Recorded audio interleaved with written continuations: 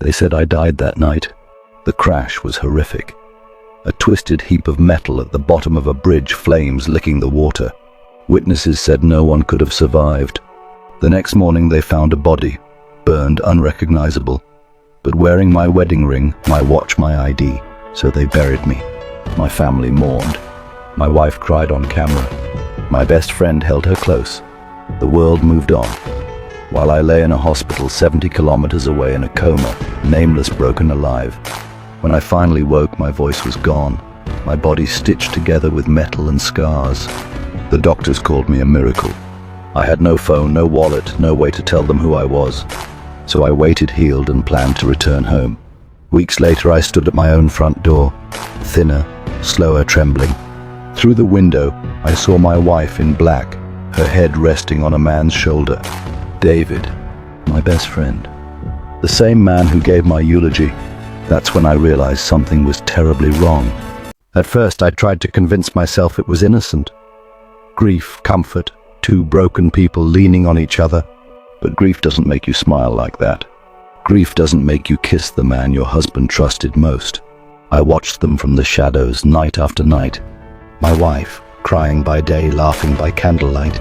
David, moving into my home, wearing my robe, driving my car. The lights in my bedroom stayed on far too long. I became a ghost in my own story, invisible, watching my life get rewritten without me. Then I started connecting the dots. A month before the crash, she'd insisted I increase my life insurance. Just in case, she said. I didn't think much of it then. But after watching them, after seeing how quickly they'd replaced me, I started to wonder if my death hadn't been an accident. I followed David one night to a lawyer's office. I saw the folder in his hand. The name on it made my blood run cold. Navarro Antonio, policy settlement.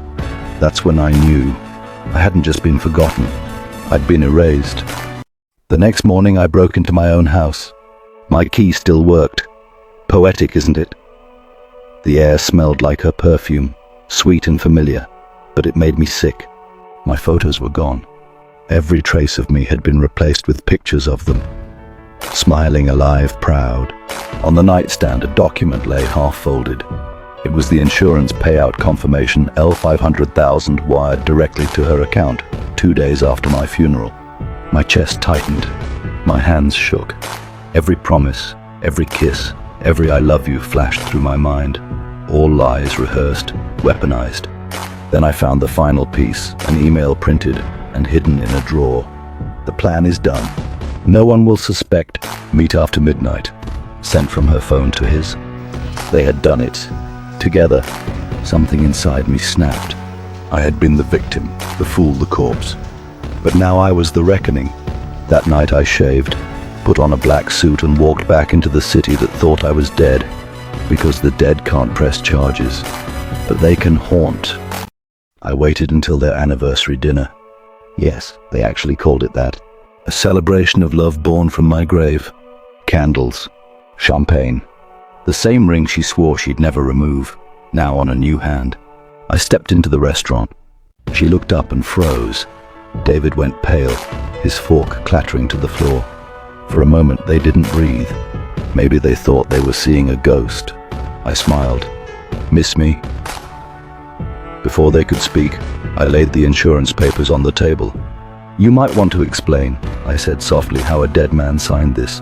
When the police arrived, I handed over every file, every message, every forged signature. Fraud, conspiracy, attempted murder. The headlines the next day didn't call me dead. They called me the man who rose from his own grave. Now they're both behind bars, and I've learned something most people never do. The person you die for might already be planning how to live without you. So if you're listening, love wisely, trust slowly, because I woke up at my own funeral. You might not be as lucky.